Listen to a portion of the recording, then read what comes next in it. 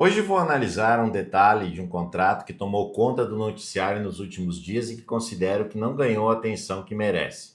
Não é um vídeo sobre crime, não é um vídeo sobre ilegalidade. É um vídeo sobre auditoria, governança e percepção institucional. Trata-se do contrato de serviços advocatícios do escritório Barsi de Moraes, ligado à esposa do ministro Alexandre de Moraes, realizado com o Banco Master e cujos trechos vieram a público por meio da jornalista do Globo, Malu Gaspar.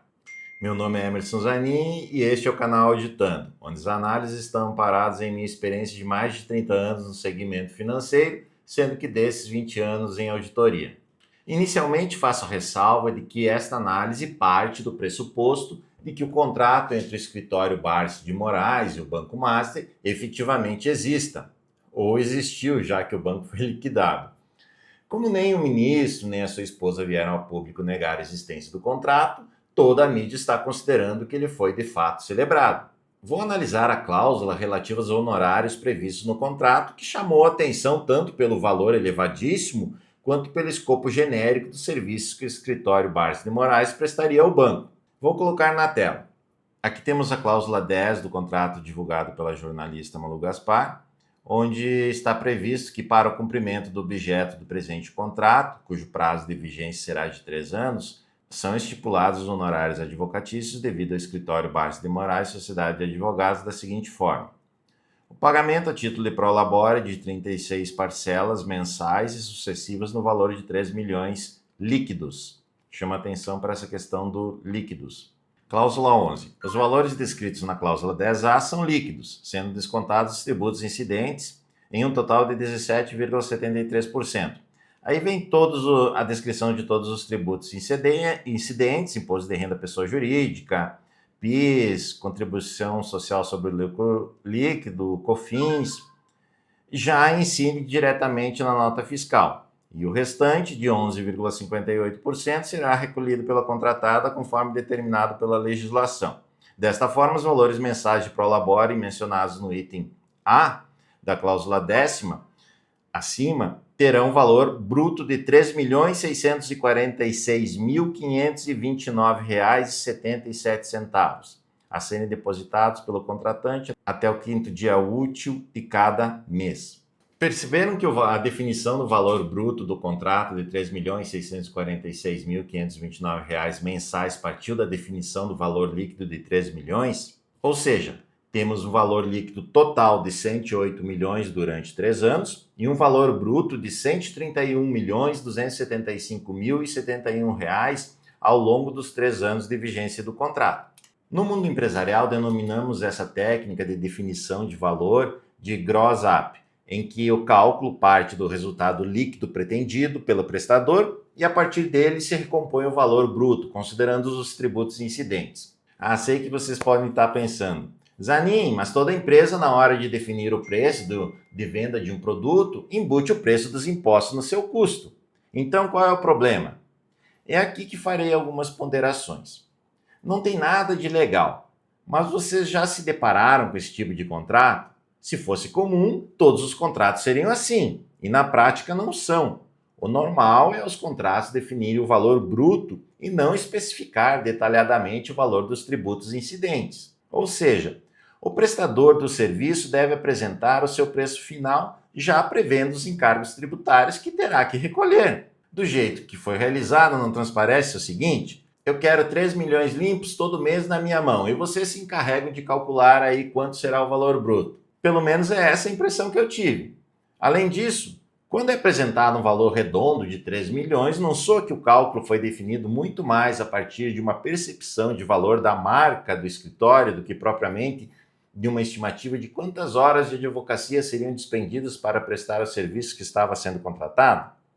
Essa técnica de definição de preço contratual a partir do gross up é mais comum em contratos em que o prestador de serviços é estrangeiro e não conhece bem a legislação local, especialmente a nossa, né?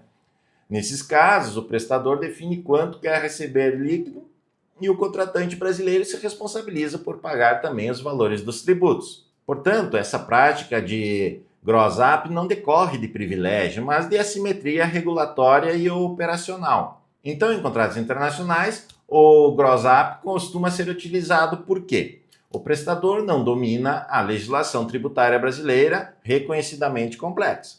Então, ele negocia o preço do serviço em valor líquido, tratando os tributos locais como risco do país do contratante. E assim, a obrigação de retenção dos tributos na fonte é do contratante brasileiro, que detém o controle sobre o recolhimento. Nesse contexto, o gross up é visto como um instrumento técnico de alocação de risco regulatório, amplamente aceito por auditoria, compliance e o mercado. A questão é que quando o prestador de serviço é nacional, a expectativa institucional é que os tributos incidentes sobre a remuneração integrem o risco ordinário da atividade do próprio prestador, sendo os honorários pactuados em valores brutos, sem a necessidade de uma engenharia contratual explícita, como foi o caso do contrato divulgado pela jornalista Malu Gaspar. Então, esse ponto eu considero questionável na lógica desse desenho do contrato que foi divulgado, pois não é o padrão em ambientes institucionais.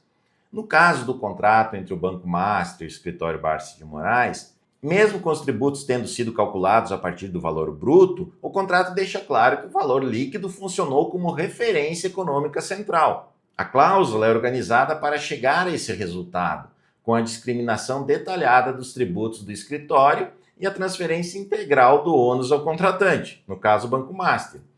Em outras palavras, o texto contratual transmite que os tributos que caberiam ordinariamente ao prestador, no caso o escritório de advocacia, foram deslocados totalmente para o cliente. Volto a dizer, isso não é ilegal, mas do ponto de vista institucional não pega bem. Aqui entra a leitura de auditoria e compliance. Um auditor interno do Banco Master, possivelmente, ao se deparar com essa cláusula, iria perguntar: por que fizeram dessa forma? Se as alíquotas dos tributos incidentes aumentarem, o escritório continuará recebendo 3 milhões líquidos e o ônus do aumento ficará todo com o banco?